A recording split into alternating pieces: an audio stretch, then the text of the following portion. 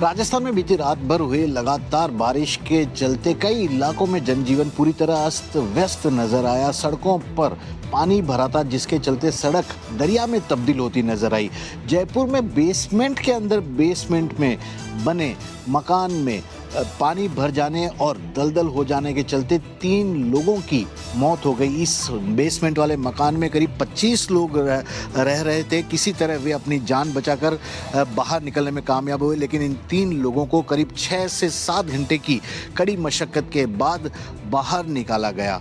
इसी तरह चूरू में एक हवेली गिर गई है, जबकि कोटा में एक बस पानी में गिर गई। इस तरह की कई सारी घटनाएं आज भीषण बारिश के चलते सामने आ रही है। मौसम विभाग ने अलर्ट जारी किया है कि अगले 48 घंटे तक राजस्थान के कई जिलों में बारिश का यह दौर लगातार जारी रहेगा और उसी के चलते लोगों से सावधान और सतर्क रहने की भी मौसम विभाग की ओर से अपील की गई है। कैमरामैन विक्रम सिंह भाटी के साथ श्रीवत्सन, जयपुर न्यूज़ 24।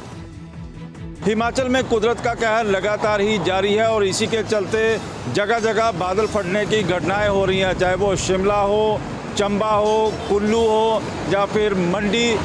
4 जिले सबसे ज़्यादा प्रभावित हो रहे हैं और यही कारण है कि 50 के लगभग जो लोग हैं अभी तक लापता हो चुके हैं और कई घरों को काफ़ी नुकसान भी पहुंचा है और कई घरों की छतें भी गिर चुकी हैं। बेशक जिस तरह की भयानक तस्वीरें भी सामने आ रही हैं और इसी के चलते ही मनाली में एक कई मंजिला इमारत जो सब्जी मंडी कही जाती है वो भी ताश के पत्तों की तरह जा गिरी और ऐसा ही हाल हिमाचल के अलग अलग क्षेत्रों का देखने को मिल रहा है, जहां पर पूरी तरह से लैंडस्लाइडिंग भी हो रही है और कई सड़कें भी बंद हो चुकी हैं। बेशक पीडब्ल्यूडी के अधिकारी इन सड़कों को खोलने के लिए लगे हुए हैं, ग्राउंड ज़ीरो पर उतरे हुए हैं। ग्राउंड ज़ीरो पर ही पल पल की जानकारी हिमाचल के मुख्यमंत्री ठाकुर सुखविंदर सिंह सुक्खू भी ले रहे हैं। कैमरामैन गंभीर सिंह राणा के साथ विशाल इंग्लिश न्यूज़ 24 चंडीगढ़।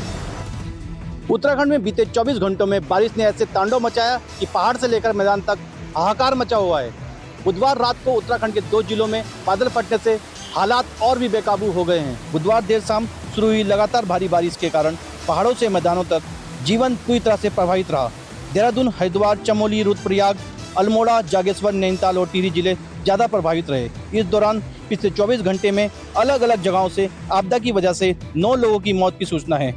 केदारनाथ यात्रा मार्ग पर भारी बारिश के चलते सोनप्रयाग में करीब 24 मीटर सड़क बह गई। इसके अलावा भी केदारनाथ पैदल मार्ग पर कई जगह अवरुद्ध हैं।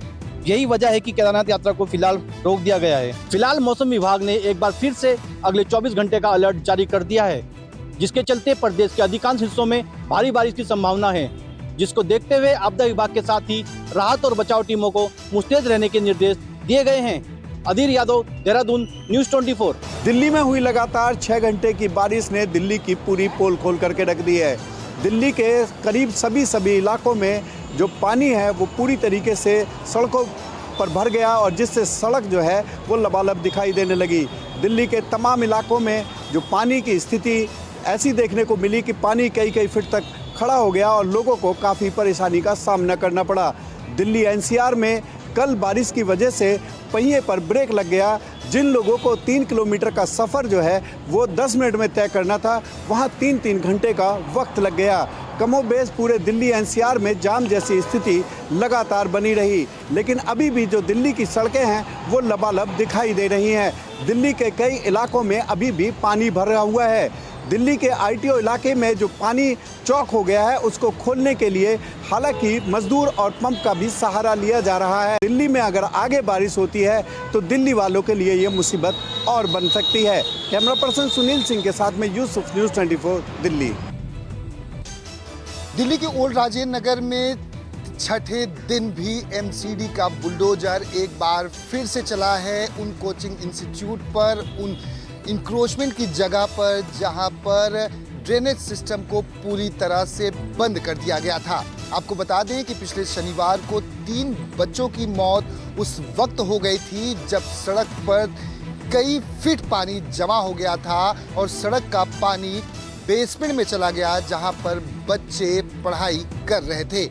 इस पूरे मामले में एमसीडी की कार्रवाई शुरू हो चुकी है। वहीं आपको बता दें, दिल्ली हाई कोर्ट ने एमसीडी के कमिश्नर, लोकल डीसीपी व संबंधित एमसीडी के अधिकारियों को भी तलब किया है, जहां पर कल सुनवाई होनी है। ऐसे में एमसीडी कमिश्नर को तलब किया गया है, तो एमसीडी भी अब हरकत में आई है। ओल्ड राजेंद्र नगर में जो भी इंक्रोचमेंट फुटपाथ पर किया गया है या बाहरी हिस्से में बिल्डिंग के किया गया है, जहां पर ड्रेनेज सिस्टम को पूरी तरह से सीमेंट से बंद कर दिया गया है, उस पर अब बुलडोजर चलना एक बार फिर से शुरू हो चुका है। कैमरामैन नितिन के साथ दीपक दुबे, न्यूज़ 24 दिल्ली। दिल्ली के ओल्ड राजेंद्र नगर में छात्रों का प्रदर्शन लगातार जारी है। अपनी मांगों को लेकर लगातार वो प्रोटेस्ट कर रहे हैं। सीधे तौर पर जिस तरीके की घटना राउस स्टडी सेंटर यानी उस एकेडमी में हुई, जिसके कारण 3 लोगों की यानी 3 छात्रों की मौत हुई, वो लगातार सवालों के घेरे में थे। हालांकि तस्वीर ये भी देखी गई कि प्रोटेस्ट के बाद अब सरकार प्रशासन जागा है, जहां सड़कों की सफाई लगातार जारी है, सीवेज सिस्टम को ठीक किया जा रहा है, एंक्रोचमेंट को ठीक किया जा रहा है। लेकिन जो छात्र प्रोटेस्ट कर रहे हैं वो अपनी इस मांगों को लेकर एक बात पर अड़े हैं कि उनकी मांगे तुरंत, यानी कहा जाए कि जो इतने लंबे समय से नहीं बदला उसको बदला जाए, इमीडिएट सारी मांगों को पूरा किया जाए। हालांकि लगातार अधिकारियों से या कहा जाए कि दिल्ली के लेफ्टिनेंट गवर्नर, उनसे मुलाकात करने की लगातार गुजारिश हुई, वो यहाँ पहुँचे भी, और इसके साथ साथ तमाम उन अधिकारियों से जो लगातार उनसे बात कर रहे हैं उनको आश्वासन दे रहे हैं। हालांकि ये भी देखा गया है कि कल रात जिस तरीके की बारिश थी, पानी जमा हुआ था, लेकिन उसके बाद पानी रुका नहीं, यानी सीधे तौर पर कहा जाए कि पूरी निकासी हो गई। हालांकि छात्र ये भी कह रहे हैं कि ये जो काम अब हुआ ये पहले होता तो शायद ऐसी घटना ना हो। हम साथ दीपक दुबे के साथ राहुल प्रकाश, न्यूज़ 24 दिल्ली। 2024 झारखंड के लिए चुनावी साल है, यानी इसी साल अक्टूबर महीने में झारखंड में विधानसभा का चुनाव होने वाला है। चुनाव को लेकर जदयू ने बीजेपी के सामने अपनी मांग रख दी है, साथ ही बीजेपी को एक कड़ा संदेश भी दिया है। यानी जदयू ने अपनी 11 सीटों की जो डिमांड है वह बीजेपी के सामने रख दी है। साथ ही जदयू ने यह कहा है कि हम यानी जदयू बीजेपी के साथ रहेगी, तभी चुनावी नतीजे जो हैं वह अच्छे आएंगे। कुछ दिन पहले झारखंड के जदयू के इकाई के जो नेता थे वह मुख्यमंत्री से मिलने आए थे और नीतीश कुमार के साथ करीब 2 घंटे की जो बैठक है वह हुई। उसमें कुछ जो झारखंड के नेता थे वह चाहते थे कि जदयू झारखंड में अकेले चुनाव में लड़े, लेकिन कुछ नेता चाहते थे कि जदयू जो है वह एनडीए गठबंधन यानी बीजेपी के साथ चुनाव लड़े। 2 घंटे के बैठक के बाद यह निर्णय हुआ। मुख्यमंत्री ने कहा कि जदयू जो है वह एनडीए और बीजेपी के साथ ही चुनावी मैदान में जाएगी। कैमरामैन ऋषि के साथ सौरभ कुमार, पटना, न्यूज़ 24। मध्य प्रदेश में आज सरकार ने रक्षाबंधन का त्योहार मनाया। वो त्योहार इस तरह से कि लाडली बहनाओं के खाते में 1250 रुपए जो महीने मिलते थे उसके अलावा 250 रुपए अतिरिक्त तौर पर डाले गए। मुख्यमंत्री डॉक्टर मोहन यादव ने इस दौरान चित्रकूट में महिलाओं से, बहनों से राखी बंधवाई और उनकी जो अलग अलग तरह की जो प्रदर्शनी लगाई गई थी वहाँ भी पहुँचे। और इतना ही नहीं, सीएम ने यहाँ पर मंच से गाना भी गाया महिलाओं के लिए, लाडली बहनों के लिए। और आपको बता दें कि महिलाओं के खाते में आज 1250 रुपये जो हर महीने देते हैं लाडली बहना योजनाओं के, उसके अलावा 250 रुपये अतिरिक्त तौर पर भी आज उनके खाते में डाले गए। आपको बता दें कि इसी तरह का कार्यक्रम सरकार अगले 11 दिन तक करेगी और सरकार ने ये तय किया है कि न सिर्फ सीएम महिलाओं से राखी बंधवाएंगे अलग अलग जाके, बल्कि सरकार के जितने भी मंत्री हैं वो अपने अपने क्षेत्रों में भी महिलाओं से राखी बंधवाएंगे और इसे त्योहार को सरकार धूमधाम से मनाएगी। कैमरा पर्सन कमलेश व्यास के साथ विपिन श्रीवास्तव, न्यूज़ 24 मध्य प्रदेश। संसद में व्यक्तिगत जाति को पूछने को लेकर पूरे देश में कोहराम मचा हुआ और हम देख सकते हैं साफ तौर पर देश का केंद्र बिंदु जिसे कहा जाता है नागपुर में, वहाँ कांग्रेस ने पूरी तरह जबरदस्त विरोध और धरना प्रदर्शन अपना शुरू किया है। जो साफ तौर पर जो है नारे लगाए जा रहे हैं, जाति व्यवस्था को पूछने वाली बात की जा रही है और भाजपा पर जो है पूरी तरह से ताने कसकर नरेंद्र मोदी के हाय हाय के नारे भी यहाँ लगाए जा रहे हैं। साफ तौर पर कांग्रेस के नेताओं का कहना है कि किसी भी व्यक्तिगत व्यक्ति की जो है जाति पूछना पूरी तरह से असंवैधानिक है। संविधान हर किसी को अधिकार देता है कि वो किसी भी जाति में प्रवेश कर सकता है। हिंदू मुस्लिम बनते हैं, मुस्लिम क्रिश्चियन बनते हैं और कोई भी किसी भी जाति में जा सकता है। इसका जो अधिकार है पूरी तरह से संविधान देता है और किसी व्यक्तिगत एक व्यक्ति विशेष की जाति को पूछना पूरी तरह से असंवैधानिक है और जिसका विरोध जो है पूरी तरह से जो कांग्रेस के नेता नागपुर में कर रहे हैं। देखना होगा इस आंदोलन का कितना असर होगा और आने वाले समय में संसद के कामकाज पर इस पूरे मामले का, इस पूरे मुद्दे का क्या असर पड़ेगा। कैमरा पर्सन पंकज के साथ नरेंद्रपुरी, न्यूज़ 24 नागपुर।